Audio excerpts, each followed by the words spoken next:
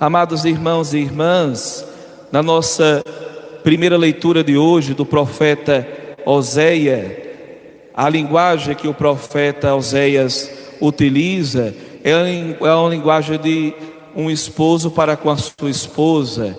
Digamos que os textos do profeta Oséias é conhecido como profeta do amor, e ele compara Israel, o povo de Deus, com a esposa e Deus, claro, como o esposo. E inicia assim: eis que eu vou seduzir, levando-a à solidão, onde lhe falarei ao coração.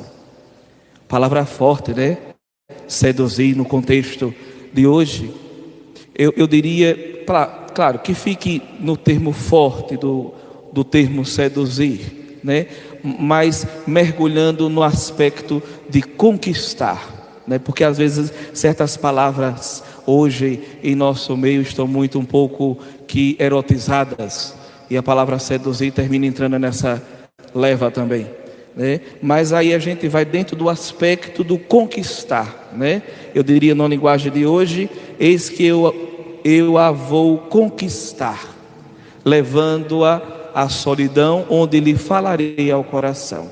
Ou seja, Deus que quer falar ao coração daquele povo, mas quer retirar aquele povo do barulho.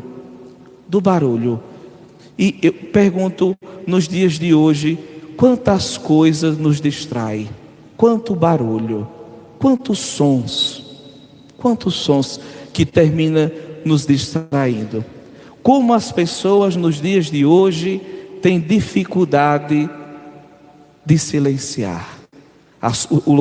A solidão nesse sentido aqui não é a solidão negativa, mas a solidão no sentido positivo. Eis que eu vou seduzir, levando-a à solidão, onde lhe falarei ao coração. Ou seja, eu vou te levar a um lugar à parte, onde eu preciso falar contigo, e você só vai me ouvir se você silenciar, externamente e internamente. Quais são os barulhos que fazem com que nós não ouçamos a voz de Deus? Quanto de nós, ao invés de acordar e ficar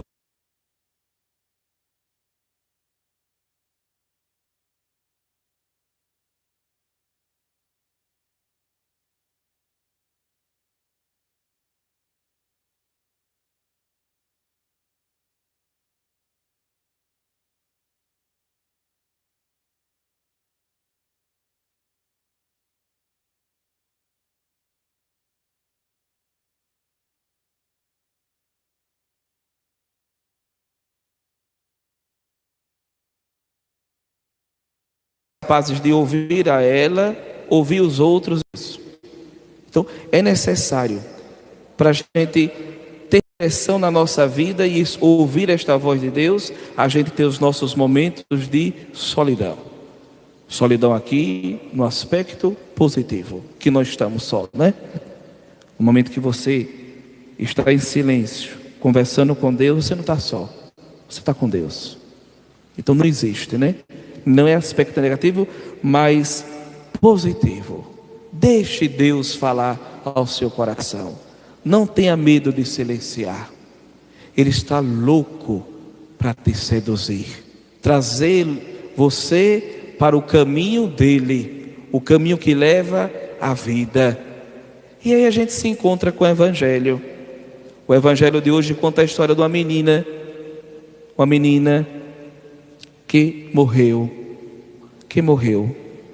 E o pai dela, um chefe da sinagoga, diz o texto, aproximou-se, inclinou-se profundamente diante dele. O gesto de inclinar-se, ou seja, imagine só um chefe da sinagoga se inclinar, um gesto de humildade. Só a pessoa que é humilde é capaz de alcançar os milagres de Deus, as bênçãos de Deus. Então, ele inclinou-se.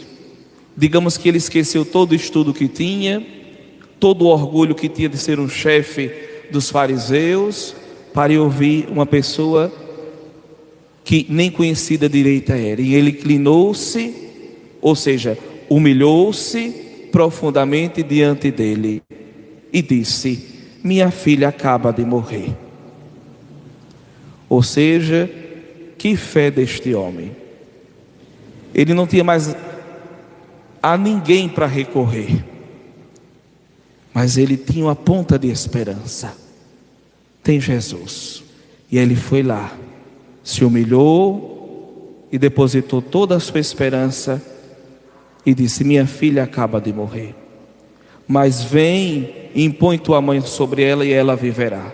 Olha a fé deste homem. Teve fé em Jesus. E Jesus levantou e o seguiu. E claro, fez o ressuscitamento da menina. Olha, amados irmãos e irmãs, esse modelo de fé aqui também. Esse modelo de fé. Não existe nenhuma situação de morte que não possa ser vencida por Jesus. Pode ser que a gente tenha os nossos filhos, quem sabe, ou um dos nossos, que aparentemente está morto. Morto no sentido espiritual.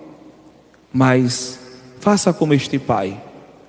Não canse de levar o seu filho, sua filha, seu esposo, sua esposa, seu pai, sua mãe, para os pés de Jesus. Para que em alguma situação de morte espiritual, o Senhor possa realizar o milagre. Louvado seja nosso Senhor Jesus Cristo e nossa Mãe Maria Santíssima.